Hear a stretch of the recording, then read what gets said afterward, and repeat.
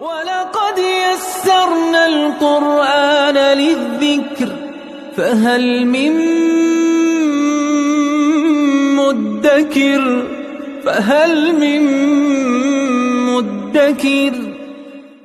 اعوذ باللہ من الشیطان الرجیم بسم اللہ الرحمن الرحیم الحمد للہ رب العالمین وصلی اللہ علی سیدنا و نبینا بالقاسم المصطفى محمد وعلى آلہ الطیبین الطاہرین المعصومین اما بعد اعوذ باللہ من الشیطان الرجیم بسم اللہ الرحمن الرحیم یا ایہا الذین آمنوا اوفوا بالعقود احلت لکم بہیمۃ الانعام الا ما یتلی علیکم غیر محل الصید وانتم حرم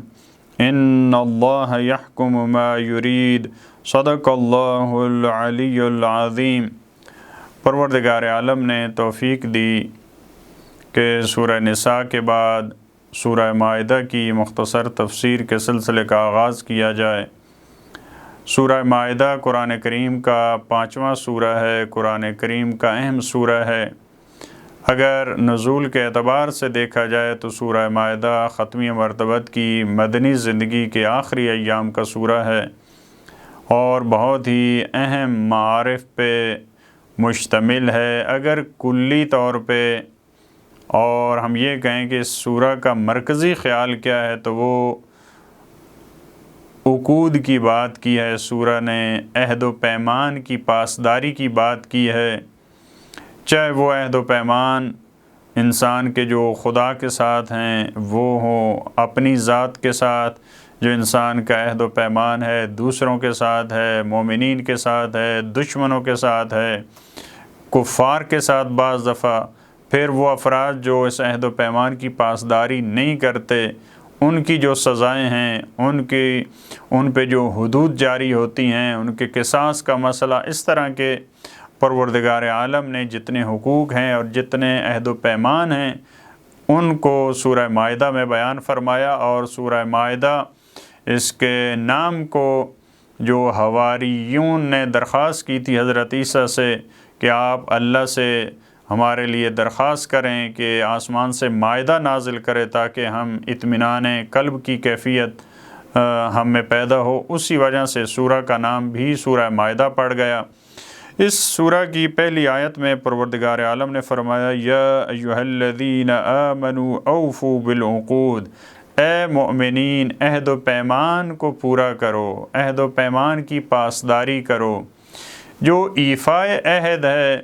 یہ بہت اس کی اہمیت ہے۔ مومن بعض روایات کی روشنی میں ممکن ہے بہت سارے غلط کام اور گناہ کرے، لیکن وعدہ اگر کرتا ہے تو اس کی خلاف ورزی نہیں کرتا، اور بعض روایات کی روشنی میں انسان آزاد ہے لیکن جب انسان وعدہ کرتا ہے تو پھر انسان پابند ہے۔ آپ اگر کسی میٹنگ میں نہیں جانا چاہتے آپ نہ جائیں، اگر آپ کوئی کام نہیں کرنا چاہتے تو آپ نہ کریں، لیکن جب آپ نے وعدہ کیا اب اس کو پورا کرنا ہوگا۔ لہٰذا یہ ایک بہت بڑا اصول ہے ہماری معاشرتی زندگی، ہماری خانوادگی زندگی، حتیٰ سیاسی زندگی، عسکری زندگی، تمام معاملات میں انسان جو وعدہ کرتا ہے، البتہ یہ مومنین کو مخاطب قرار دیتے ہوئے قرآن نے یہ دستور دیا ہے، وگرنہ یہ انٹرنیشنل آیا ہے قرآن کریم کی۔ جو آپ کافر کے ساتھ عہد کرتے ہیں اس کو بھی آپ نے پورا کرنا ہے، البتہ کافر وہ بہت سارے مقامات پہ اپنے عہد کو پورا نہیں کرتے۔ کافر حکومتیں، کافر نمائندے جو خدا کے منکر ہیں وہ بعض دفعہ ایک وعدہ کرتے ہیں، عہد و پیمان کرتے ہیں، لیکن کچھ عرصے بعد اسی وجہ سے قرآن کریم نے جو حکم دیا اور دستور دیا کہ آپ ائمہ کفر جو ہیں ان سے لڑیں اور ان کو قتل کریں، تو اس کی وجہ کیا ہے؟ ان کا کہا ہے لا ایمان لہم، یہ نہیں کہا قرآن نے کہ وہ بے ایمان ہے اس وجہ سے ان سے لڑیں، لا ایمان لہم، کیونکہ وہ اپنے عہد و پیمان کی پاسداری نہیں کرتے۔ لہٰذا ایک ایگریمنٹ کریں گے آپ کے ساتھ، لیکن وہ دیکھتے ہیں کہ اگر ہم نے اس کی پاسداری نہ کی تو کیا ہمارا تو کوئی اس میں نقصان نہیں ہے۔ اگر اس عہد کے توڑنے میں ان کا فائدہ ہے تو وہ عہد توڑ دیں گے، اور بعض دفعہ تو کہتے ہیں کہ یہ کمزور لوگ جو ہیں ان کے ساتھ عہد و پیمان اس کی ہم پاسداری کریں، اس میں ہماری کیا مجبوری ہے۔ لیکن قرآن کریم نے مسلمانوں کو یہ کافروں کے بارے میں بعض آیات میں اگر آپ کا عہد و پیمان ہے آپ ان کے ساتھ جنگ نہیں کر سکتے،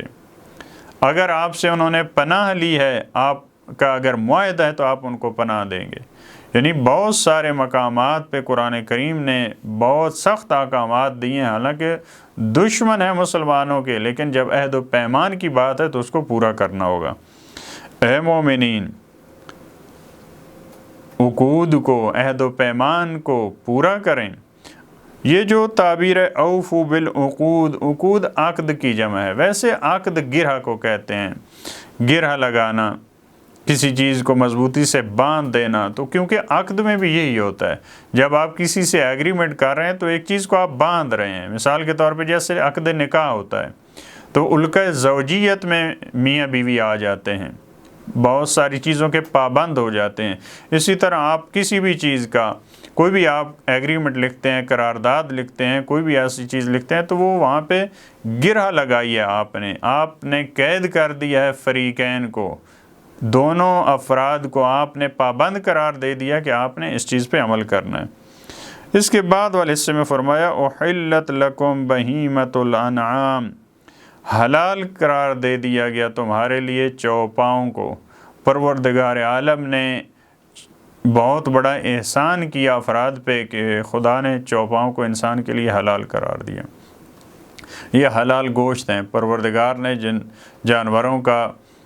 گوشت حلال قرار دیا، انسان ان سے فائدہ اٹھا سکتے ہیں، اسی طرح ان کے دودھ سے فائدہ اٹھا سکتے ہیں، جو بعض دوسری آیات میں اس کی تفصیل موجود ہے۔ الا ما یتلی علیکم، مگر وہ موارد، وہ مقامات جو تم پہ تلاوت کیے جائیں گے، یہی چوپائے جن کو پروردگار عالم نے تمہارے لیے حلال قرار دیا ہے۔ بعض شرائط میں بعض ایسی وجوہات ہیں، یہ گائے آپ نہیں کھا سکتے، یہی بکری آپ نہیں کھا سکتے، یہی گوسفند آپ نہیں کھا سکتے، یہی اونٹ آپ نہیں کھا سکتے۔ آیت نمبر 3 میں اس کی وضاحت ہے۔ اگر وہ شرعی طریقے سے ذبح نہیں ہوا، اگر وہ اپنی موت خود مر گیا، جو مختلف اس کی کیٹیگریز ہیں جو آیت نمبر 3 میں بیان فرمائی ہیں۔ غیر محل الصید وانتم حرم، اسی طرح سے آپ کو اجازت نہیں ہے، یہ آپ کے لیے حلال ہیں، لیکن آپ جب احرام کی حالت میں ہیں، آپ جب حرم کی حدود میں ہیں، آپ کو اجازت نہیں ہے، آپ کے لیے حلال نہیں ہے کہ آپ وہاں پہ شکار کریں۔ مثال کے طور پہ ہرن کا گوشت کھانا آپ کے لیے حلال ہے، لیکن یہی چیز آپ پہ حرام ہو جائے گی جب آپ احرام کی حالت میں، آپ حرم کی حدود میں، آپ وہاں پہ شکار نہیں کر سکتے۔ جو چیزیں حلال قرار دی ہیں، جو چوپائے پروردگار نے حلال قرار دی ہیں، کچھ خاص کیفیات میں فرمایا کہ وہ تلاوت ہوں گے، اس صورت میں حلال نہیں ہے۔ دوسری صورت آپ کی اپنی ایک ایسی کنڈیشن اور کیفیت ہے، اس میں آپ کے لیے حلال نہیں ہے کھانا، وہ کیا؟ وہ احرام کی صورت میں ہے، وہاں آپ شکار کریں اور ان چیزوں کا گوشت کھائیں، یہ آپ کے لیے جائز نہیں ہے۔ ان اللہ یحکم ما یرید، یقیناً اللہ وہ حکم کرتا ہے، وہی فیصلہ دیتا ہے جس کا وہ ارادہ کرتا ہے۔ پروردگار جب کسی چیز کا ارادہ کرتا ہے، اور ظاہر ہے جو اس کا ارادہ ہوتا ہے اس میں خطا نہیں ہے، اس میں اشتباہ نہیں ہے، اور اس کا ارادہ وہ انسانوں کو آسانی دینے کا ارادہ ہے، وہ سختی تو نہیں دیتا۔ جو بعض دوسری آیت میں فرمایا یرید اللہ بکم الیسر ولا یرید بکم العسر، پروردگار آسانیاں پیدا کرنا چاہتا ہے، لہٰذا اگر وہ حکم دیا پروردگار نے ان چیزوں کے حلال ہونے کا، وہ اس کا ارادہ تھا اور اس نے یہ حکم دیا۔ اگر بعض وجوہات کی وجہ سے، بعض ایسی کنڈیشنز میں کہا کہ تم یہ چیز نہیں کھا سکتے، تو وہ بھی اس کا ارادہ ہے،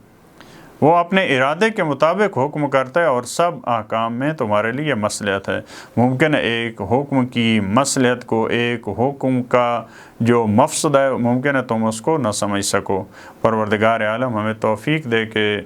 جتنے فقہی احکامات، حلال حرام کے احکام پروردگار عالم نے ہمارے لیے وضع کیے ہیں، خصوصی طور پہ سورہ مائدہ کے جو احکام پروردگار ان پہ